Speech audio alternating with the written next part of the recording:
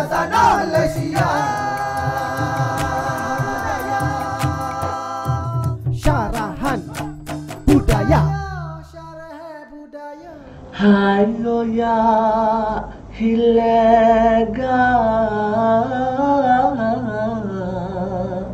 Blagita no Timoga. Ya, itu dia. Itu adalah lagu pembukaan tarian menghadap rebak untuk persembahan teater tradisional Melayu.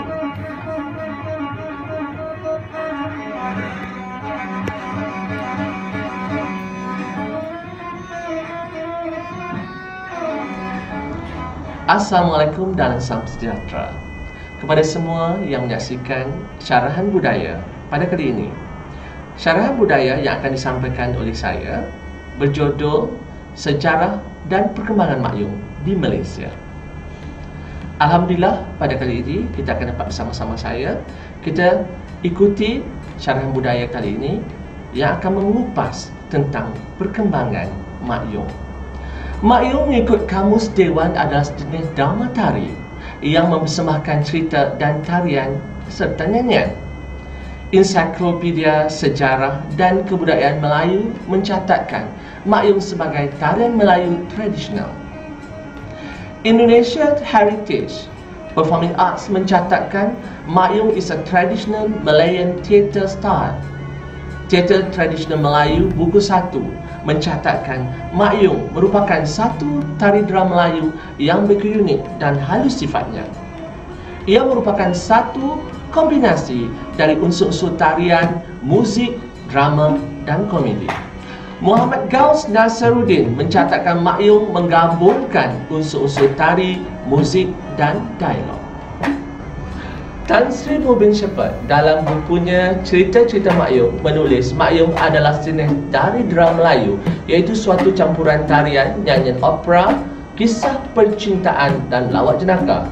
Azizah Haji Abdullah pula mencatatkan berpandukan ciri-cirinya yang mementingkan aksi, lakonan termasuk tarian serta dialog, Mak Yong boleh dikatakan satu corak drama. Muhammad Effendi Ismail dalam latihan ilmiah bagi memenuhi keperluan ijazah sarjana muda sastra Jabatan Pengajian Melayu Universiti Malaya mencatatkan Mak Yong adalah merupakan salah satu daripada teater tradisional Asia Tenggara. Berdasarkan kepada pelbagai definisi yang diberikan oleh pelbagai orang, sebagaimana di atas dapatlah dirumuskan bahawa Mak Yong adalah sejenis persembahan tradisional Melayu yang di dalamnya terdapat unsur-unsur muzik, nyanyian, tarian dan lakon yang sangat integral. Dengannya, sementara aspek di dalamnya meletakkan Mak Yong bukan hanya sekadar drama tari atau dance drama sebagaimana yang biasa dipahami, melainkan sebuah seni persembahan yang amat unik, yang di dalamnya tidak sahaja mengandungi semua unsur seni persembahan, dalam waktu yang sama unsur ritual di dalamnya meletakkannya sebagai sebuah genre seni persembahan yang mengandungi unsur mistik. Bercakap asal-usul Mak Yong, sehingga kini tidak terdapat satu bukti yang jelas dan sahih tentang sejarah asal-usul Mak Yong.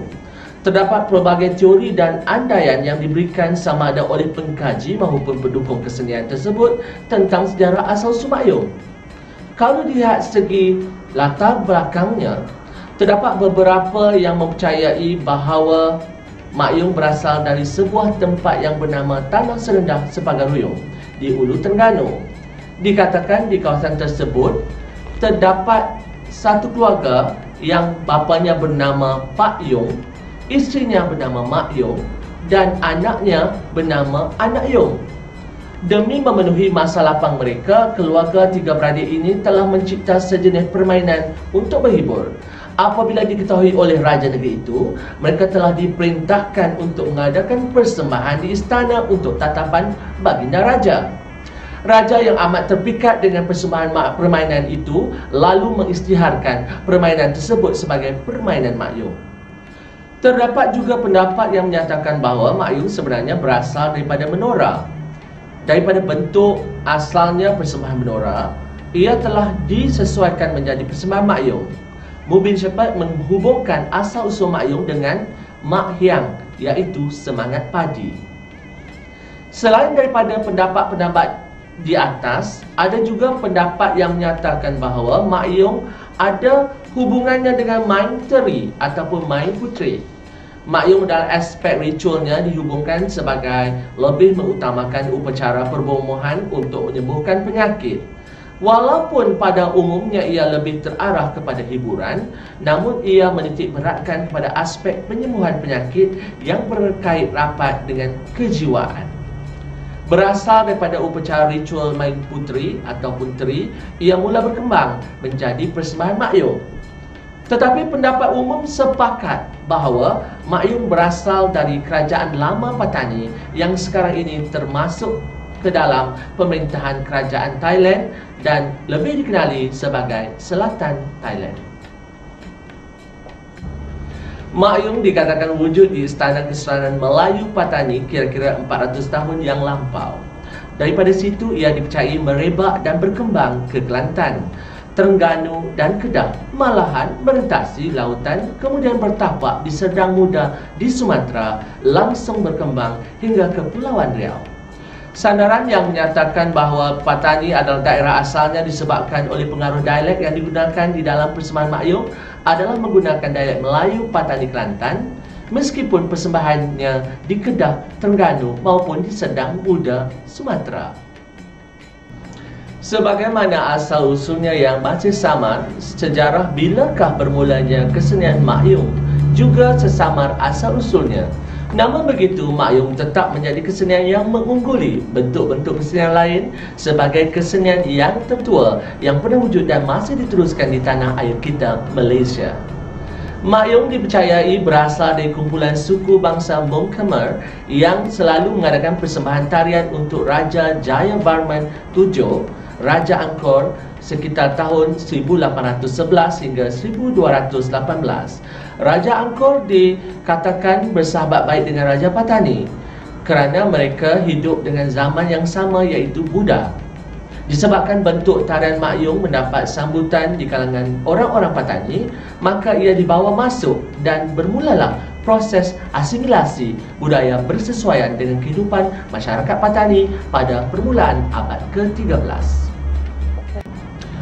Dikatakan dari sinilah ia mula menurun ke bawah, khususnya ke Kelantan dan Terengganu. Tambahan pula, kedua-dua negeri tersebut pernah berada di bawah pengaruh kerajaan Patani. Asimilasi budaya di dalam bentuk persembahan Mak Yong dikatakan mula mendapat bentuknya yang masih diteruti sehingga ke hari ini sejak Patani diperintah oleh ratu-ratu, iaitu Raja Hijau, Raja Biru, Raja Ungu dan Raja Kuning antara tahun 1585 hingga 1680. Salah seorang Raja Patani ini pernah berkahwin dengan Sultan Abdul Jalil III di Johor, dan seorang lagi berkahwin pula dengan Sultan Abdul Ghafur dari Pahang. Hal ini diperkuatkan lagi dengan catatan Peter Flores. Walaupun Peter Flores tidak menyebut dengan jelas di dalam catatannya itu bahawa yang dilihatnya itu adalah Mak Yong, tetapi perincian tentang kesenian yang dipersembahkan itu menyebabkan satu rumusan boleh dibuat, itu adalah Mak Yong. Peter Flores sebenarnya telah menghadiri satu jamuan negeri yang diberikan oleh Raja Perempuan Patani kepada Sultan Pahang dan rombongan pengiringnya yang melawat Patani pada tahun 1612. Di situ Flores adalah salah seorang daripada anggota rombongan di Raja Pahang. Di dalam majlis maikan Sultan Pahang itu telah diadakan beberapa persembahan. Abdullah Muhammad Nakula memberikan tafsiran yang sama sekali lain tentang sejarah Mak Yong di Kelantan. Nakula 1991 menyatakan bahawa Mak Yong telah dicipta oleh Cik Siti Wang Kembang ataupun Dewi Durga pada tahun 1320 di kota Kuala Krai ketika menjadi raja di Ulu Kelantan. Perkembangan Mak Yong yang agak jelas di Kelantan ialah semasa pemerintahan Sultan Ahmad Ibni Sultan Muhammad II, Sultan Muhammad Mulut Merah, yang memerintah Kelantan antara tahun 1886 hingga 1889 yang telah menubuhkan satu tribunal khusus selepas tahun 1887 apabila Puteri Baginda telah digoda oleh ilmu pengasih seorang peran makyung yang menyebabkan putrinya jatuh cinta dan dilarikan oleh peran tersebut. Ekoran dari itu, makyung telah diharamkan selama setahun di istana. Namun begitu, setelah pujukan pembesar kerana dahagakan hiburan, Baginda kemudiannya telah melantik beberapa orang pelindung kesenian pada tahun 1888. Para pelindung kesenian itu terdiri daripada wayang Melayu di bawah Tengku Cik Tuan Abdullah Sultan Ahmad, wayang Siam di bawah Long Sulaiman Sultan Ahmad, makyung di bawah Long Saleh Sultan Ahmad, menora di bawah Tengku Zainal Abidin Sultan Muhammad III, main teri di bawah Tengku Cik Long Bongsu Penambang, silat di bawah Tengku Besar Long Mahmud Sultan Ahmad, tarian asyik dan rebana besar di bawah Sultan sendiri. Sewaktu zamannya, beliau dikatakan ditugaskan menaungi kesenian makyung. Beliau sendiri memiliki kepakaran kesenian makyung selain seorang yang alim dalam bidang agama. Kepakarannya itu menyebabkan beliau tahu pendekatan yang baik untuk kumpulan anak-anak makyung. Selain bermain makyung, anak-anak makyung atau sesiapa saja yang terbaik dengan makyung diwajibkan mendalami ilmu agama dengan pada hari-hari tertentu mereka diwajibkan menghadiri kuliah agama yang dijalankan di Masjid Muhammadi selain pondok-pondok pengajaran agama yang ada di sekeliling perkampungan Tengku Temenggung. Perkampungan Tengku Temenggung di Kota Baru memang secara kebetulan dikelilingi oleh pusat pengajian pondok dan berhampiran dengan masjid besar iaitu Masjid Muhammadi. Dikatakan lebih daripada 100 orang primadona makyung dikumpulkan oleh Tengku Temenggung untuk mengasuh bakat baru di dalam bidang tertentu. Sementara itu, beliau juga berusaha membawa tokoh-tokoh dari Patani, Jambu dan Naratiwat ke perkampungan Seri Temenggung. Dengan masing-masing tokoh ini memberi tunjuk ajar mereka kepada generasi yang lebih muda. Sesi percambahan ilmu yang dipersoalkan setiap bunga dan gerak dilakukan untuk menambah apa-apa yang perlu dan membuang apa-apa yang difikirkan janggal pada ketika itu. Kemangkatan Tengku Temenggung yang tanpa kubur dan tak jelas punca penyakitnya itu di selatan Thailand menyebabkan makyung kembali menghadapi zaman malapnya. Selepas kemangkatan Tengku Temenggung, berlaku kekosongan yang jelas terhadap perkembangan makyung kerana tiada penaung yang khusus. Kumpulan makyung yang berada di bawah naungan istana mula keluar dari naungan istana di bawah pimpinan individu tertentu seperti penghulu ataupun penggawa kerana minat mereka yang mendalam. Makyung bersinar kembali selepas 34 tahun kemudian apabila Khatijah Awang bersama suaminya Zakaria Arifin, anak kepada primadona Cik Kemalan Cik Muhammad dan peran makyung Abdullah Awang atau Abdullah Supar menubuhkan kumpulan mereka sendiri. Kumpulan Seri Temenggung pada tahun 1969 mengambil sempena nama Tengku Temenggung yang menaungi makyung sebelumnya. Penubuhan kumpulan makyung Seri Temenggung agak beruntung kerana pada masa itu tokoh-tokoh makyung masih ramai. Sementara itu Khatijah Awang pula mendapat bimbingan langsung daripada ibu mentuanya, seorang primadona makyung iaitu Cik Kemala. Lebih bertuah lagi kerana suami Cik Kemala selepas berpisah dengan Abdullah Awang iaitu Tan Sri Nik Ahmad Kamil, bekas Menteri Besar Kelantan dan jawatan terakhirnya ialah Speaker Dewan Negara, amat mengambil berat terhadap kumpulan makyung yang dipimpin oleh Khatijah Awang ketika itu. Malahan antara tahun 1969 hingga tahun 1979, kumpulan Seri Temenggung dinaungi oleh Tan Sri Nik Ahmad Kamil sendiri.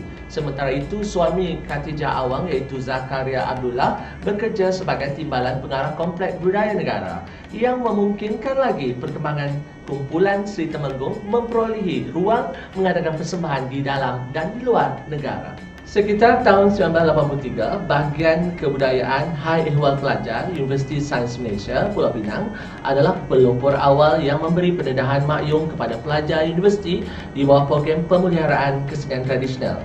Hasil inisiatif Encik Ayub Ismail telah menjemput beberapa orang tokoh makyung dari Kelantan ke Pulau Pinang seperti Pak Su Pak Dik, Mak Suyam, Mak Munah dan Cik Mat Dusuh untuk mengajar makyung kepada pelajar dan kaki tangan USM. Antara pelapis makyung yang lahir dari USM ialah Puan Jumilah Tahir.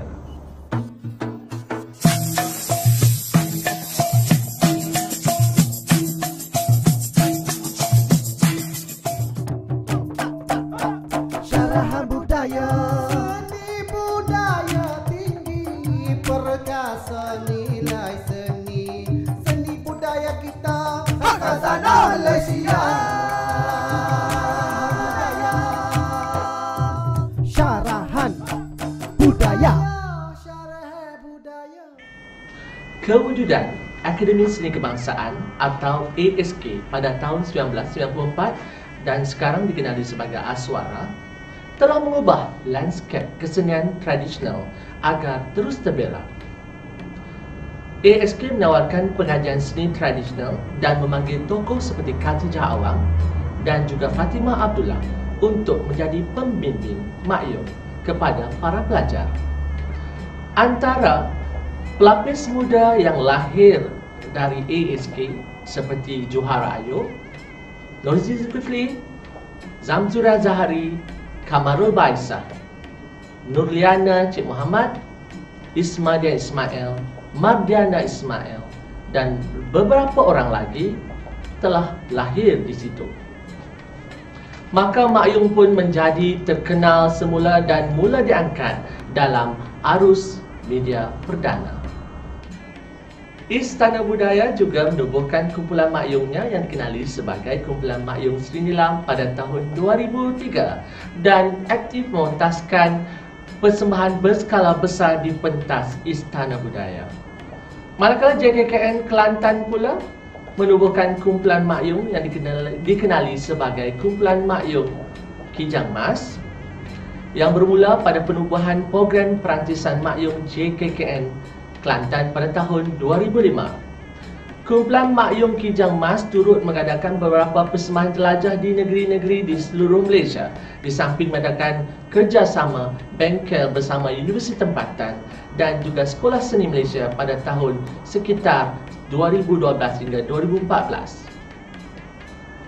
Pencapaian paling tinggi JKKN Kelantan telah diundang mengadakan persembahan di pentas berprestij Dewan Philharmonic KLCC Kuala Lumpur pada tahun 2013 membawa cerita makyung berjudul Raja Besar Negeri Hor Gading.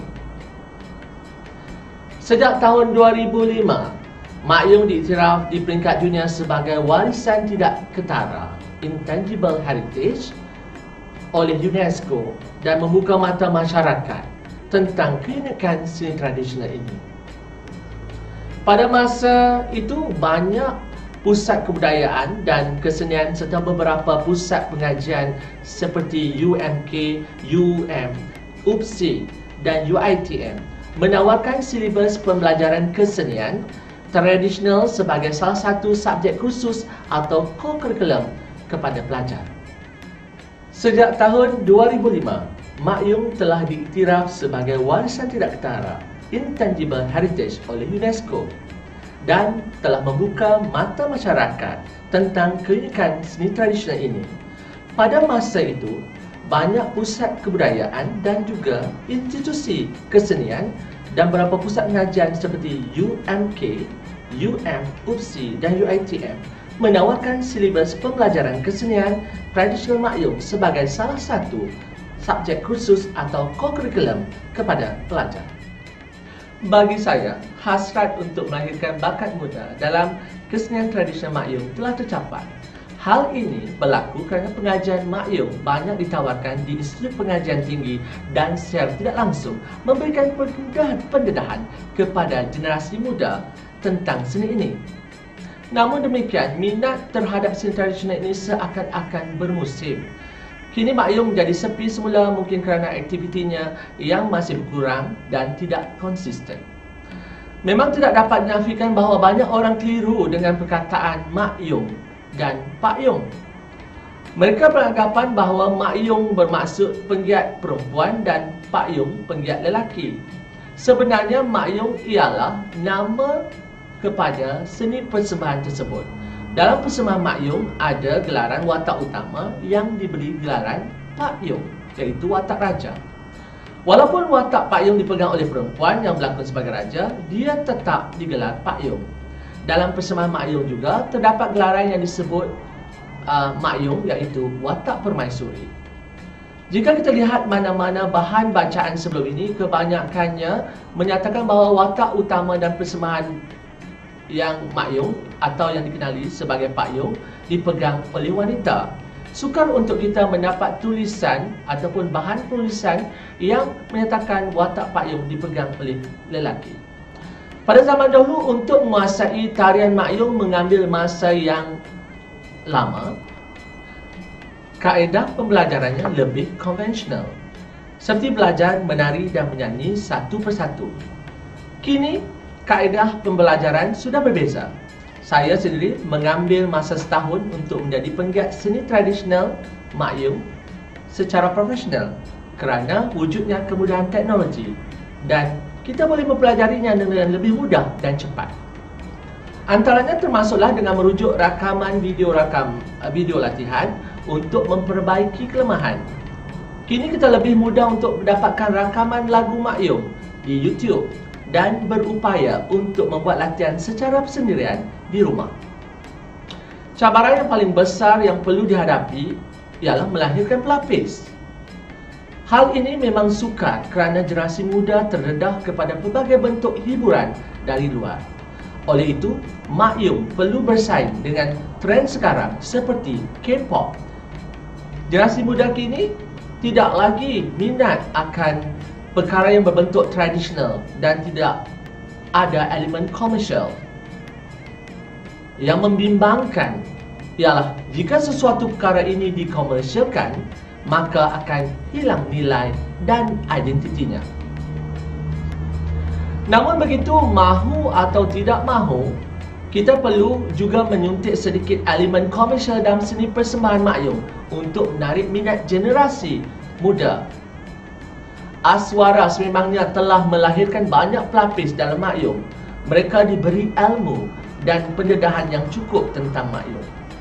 Meskipun demikian, hal ini berbalik kepada individu tersebut, sama ada mahu meneruskan minatnya dalam kesenian tradisional ataupun tidak.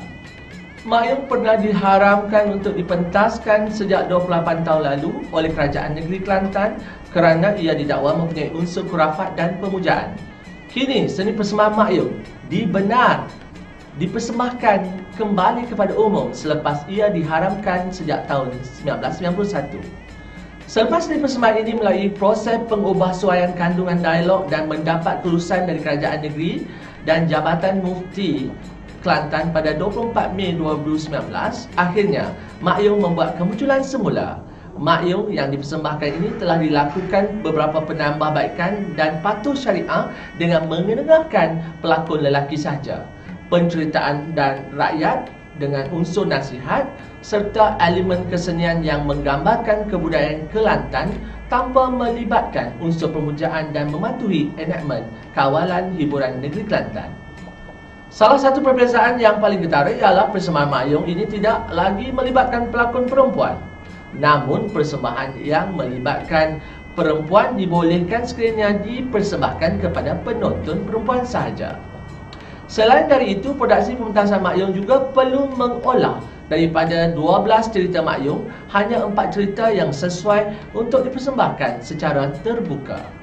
Cerita lain sukar untuk dipersembahkan kepada khalayak kerana mempunyai watak perempuan seperti permaisuri, puteri dan inang istana. Keadaan tersebut turut memberi kesan kepada keaslian cerita Mak Yong ekoran penguatkuasaan daripada pihak kerajaan tempatan. Walau bagaimanapun, setiap elemen Mak Yong yang asal masih ada dalam setiap persembahan Mak Yong Patuh Syariah di Kelantan.